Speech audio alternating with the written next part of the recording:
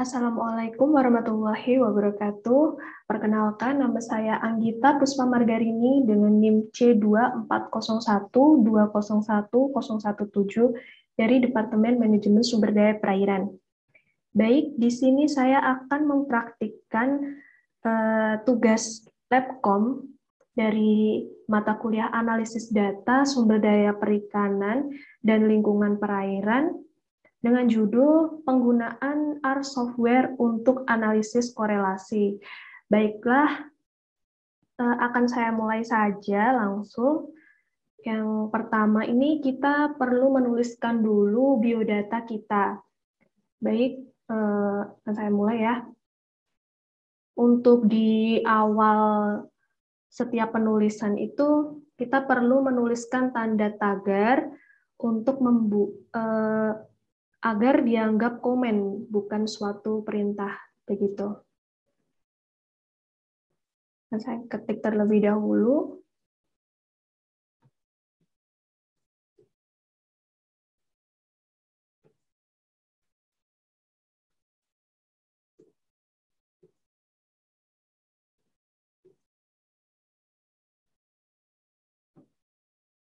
Lalu boleh kita tuliskan yang pertama judul praktikum kita, yaitu Praktikum Analisis Data Sumber Daya Perikanan dan Lingkungan Perairan. Seperti ini. Lalu bawahnya perlu kita tuliskan judul praktikum kita pada minggu ketiga ini, yaitu judulnya korelasi. Lalu kita perlu menambahkan tanggal untuk praktikum, yaitu tanggal 3 September 2021. Lalu kita tuliskan nama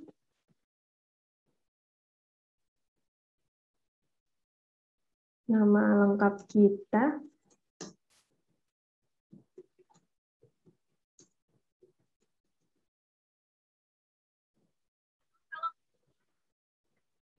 Seperti ini.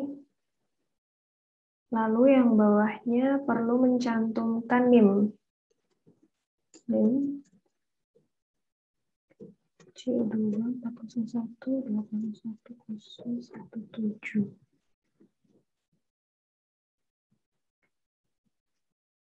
Baiklah, lanjut. Kita kasih tanda pagar juga buat yang bawah. Untuk yang atas juga perlu dikasih biar tidak dianggap sebagai perintah.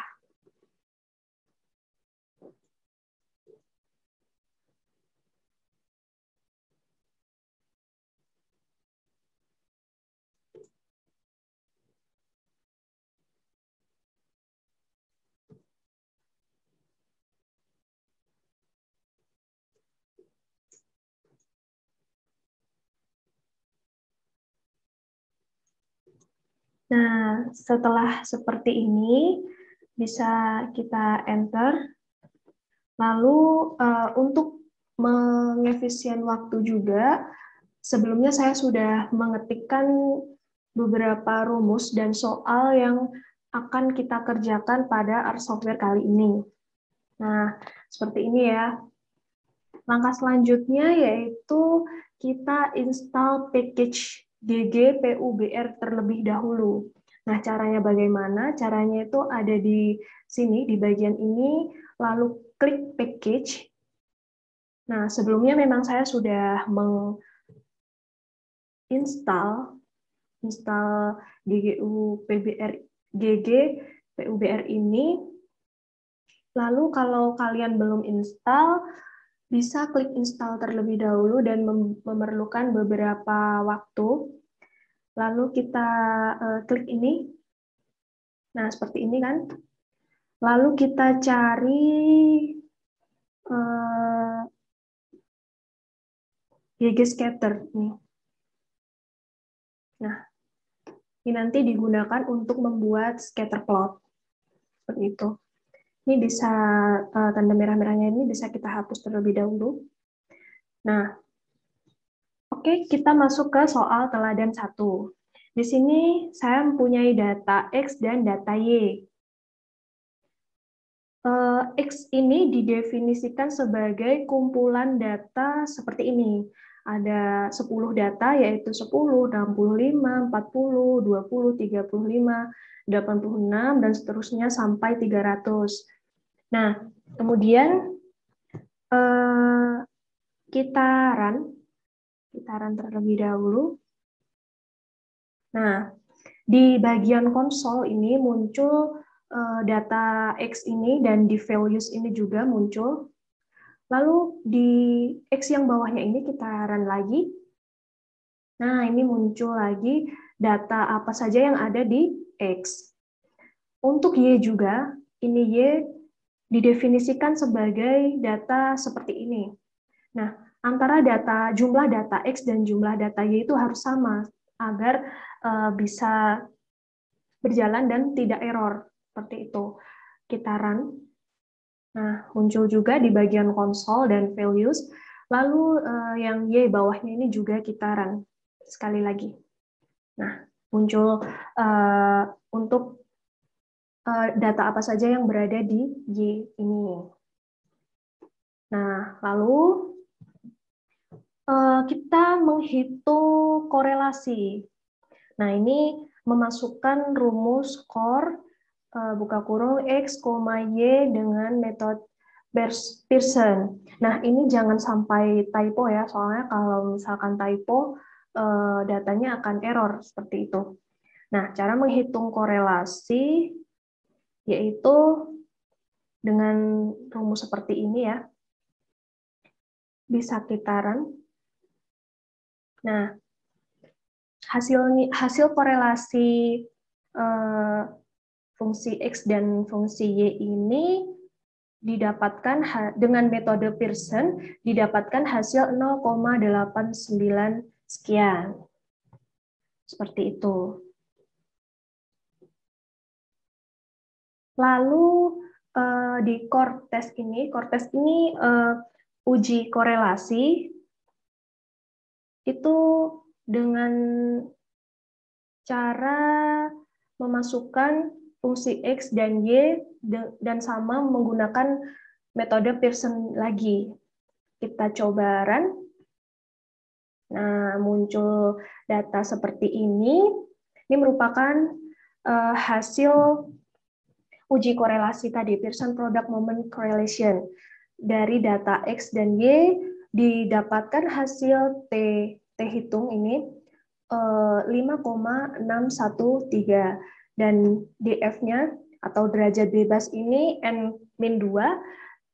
Tadi N-nya jumlahnya 10 dikurangi 2 berarti 8. Lalu p-values-nya 0,0005.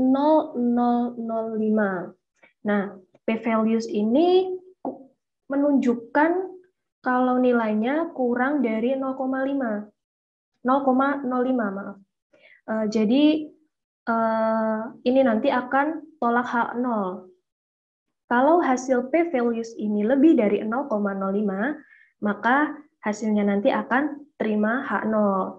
Nah, seperti yang kita ketahui dalam perkuliahan juga sudah dijelaskan bahwa H0 itu adalah hipotesis awal serta HA itu hipotesis alternatif. Di sini disebutkan true correlation is not equal to zero.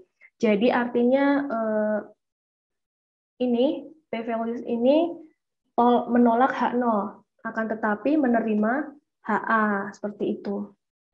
Lanjut ke bawahnya ini adalah confidence interval atau selang kepercayaannya didapatkan 95% dengan rentang antara 0,601 sekian hingga 0,974. Dengan nilai tengahnya di bagian sini adalah 0,89 sekian. Seperti itu. Lalu kita yang selanjutnya membuat diagram scatter atau scatter plot. Nah, Tadi kan sudah menginstal GGPUBR, lalu kita memanggilnya terlebih dahulu dengan cara mengetikkan library, terus dalam kurung ketikkan GGPUBR. Seperti ini, lalu kita run terlebih dahulu. Nah, seperti ini ya. Oke. Lalu kita sebelum itu membuat tabel dengan memunculkan data frame X dan Y terlebih dahulu.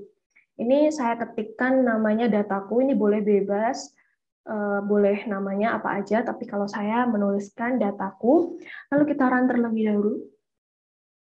Nah, muncul di bagian environment dataku ini ada 10 observasi dan 2 variabel. Coba kita klik ini. Nah, akan muncul data X dan data Y di dalam tabel seperti ini. Lalu kita akan membuat scatter plot dengan cara memasukkan rumus GGScatter ini dengan rumus dataku, X, data X ini dimasukkan X, Y dimasukkan Y, dan add garis regresi atau regresi line. Seperti ini rumusnya. Lalu kita masukkan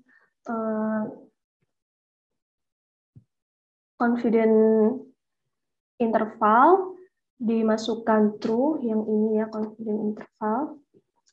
Lalu korelasi koefisien kita masukkan true juga, lalu kita masukkan rumus korelasi metode dengan Pearson. Lalu di bawahnya kita masukkan XLab, yaitu dimasukkan data TP sesuai pada soal teladan, yaitu total fosfat, dan YLab, yaitu hasil ikan. Baik, kita run, coba. Nah, setelah ini muncul diagram scatternya berbentuk seperti ini ya. Saya zoom terlebih dahulu. Nah, ini menunjukkan scatter plot dari soal teladan 1. Yang sumbu X ini merupakan TP atau total fosfat dan sumbu Y ini merupakan hasil ikan. Dengan nilai R didapatkan senilai 0,89. R itu merupakan koefisien korelasi, serta P ini, P value, didapatkan nilai kurang dari 0,05 tadi. Nah, seperti ini. Garisnya lurus ke kanan, naik, karena nilai koefisien korelasinya tadi positif, seperti itu. Dan untuk warna abu-abu tua ini menunjukkan confidence interval. Nah, baiklah, saya lanjut ke soal teladan 2 terkait panjang ikan dan logam berat. Nah, di sini saya memiliki data panjang ikan, jumlah datanya yaitu ada 1, 2, 3, 4, 5, 6, 7, 8, 9, 10, 11, 12, 13, 14, 15. Ada 15 data, yaitu data mulai dari 10, 25, 20, sekian, hingga sampai 22. Kita run terlebih dahulu, seperti awal tadi. Nah, panjang ikan sudah masuk ke environment dan sudah masuk ke konsol juga, seperti ini. Lalu data panjang ikan ini juga kita run lagi. Nah, akan muncul data apa saja yang ada di dalam panjang ikan tadi dan sudah masuk ke values juga. Lanjut ke logam berat. Logam berat ini juga sama jumlahnya, yaitu ada 15 data, mulai dari 10,9, 5,2, sekian, hingga 8,9. Baik, kita run terlebih dahulu. Nah, Logam berat juga sudah masuk ke values di bagian environment. Lanjut ke logam berat. Logam berat yang ini, bawah kitaran. Nah, udah muncul nih data apa saja yang berada di logam berat seperti itu. Lalu masih sama seperti cara yang di soal teladan 1 tadi. Untuk menghitung korelasi, bisa memasukkan rumus panjang ikan, logam berat dengan metode Pearson. Kitaran. Nah, didapatkan nilai dari korelasi panjang ikan dan logam berat adalah negatif 0,63. Korelasinya ini bernilai negatif, berarti semakin tinggi nilai panjang ikan, maka semakin rendah nilai konsentrasi logam berat. Nah, kalau yang soal teladan 1 tadi, korelasinya bernilai positif, berarti semakin tinggi Y, semakin tinggi X, maka nilai Y juga akan semakin tinggi. Jika yang ini semakin tinggi nilai X, maka nilai Y semakin turun. Seperti itu. Makanya bernilai negatif. Nah, lanjut untuk menghitung uji korelasi menggunakan core test. Lalu kita masukkan rumus core test panjang ikan, logam berat dengan metode Pearson. Kitaran. Nah, sudah masuk ya. Di sini ada Pearson Product Moment Correlation. Datanya ada panjang ikan dan data logam berat.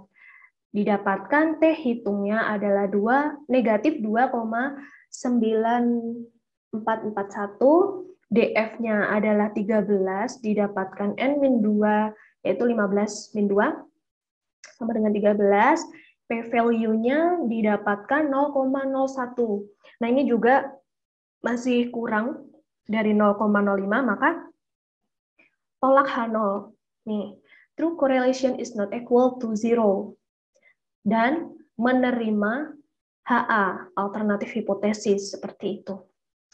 Dan confidence interval atau selang kepercayaan didapatkan 95% dengan rentang antara negatif 0,864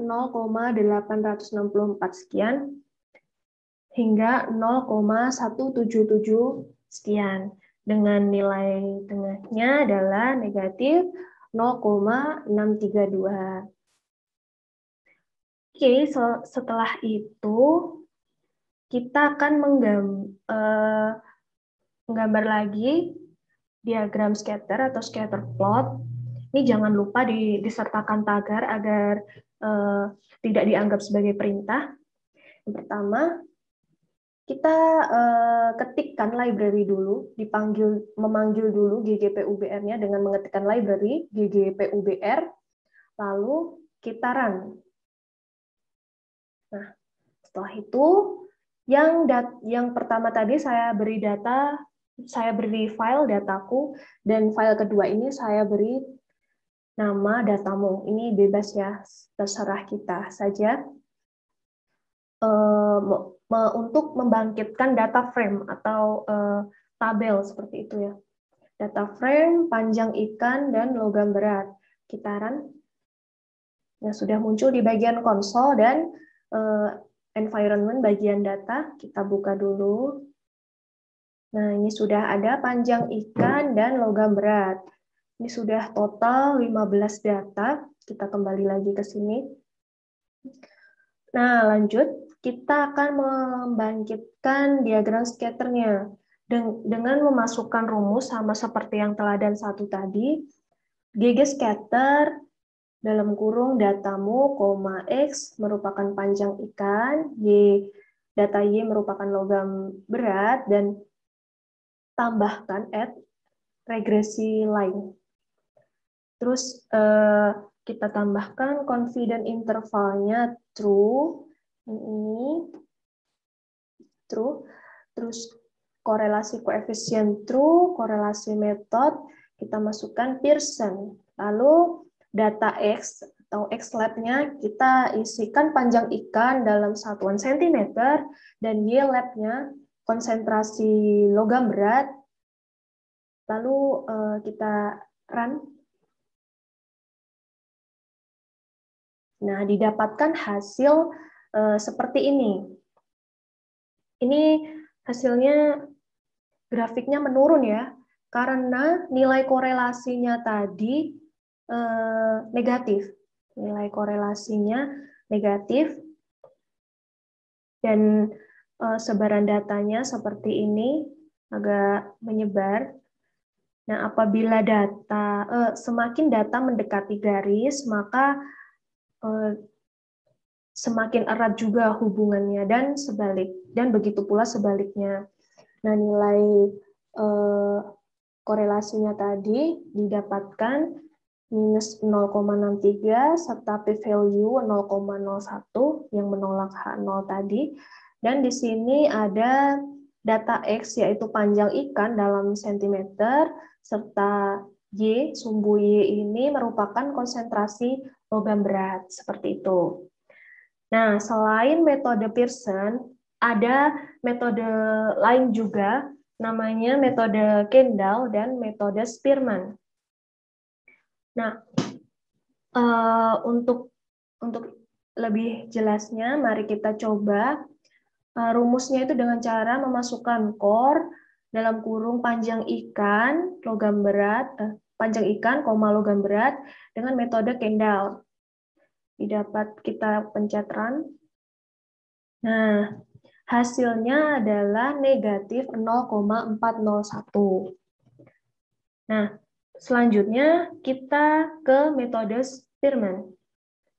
Sama juga, tinggal ganti nama metodenya, mulai core, dalam kurung panjang ikan, logam berat dengan metode Spearman. Kita run.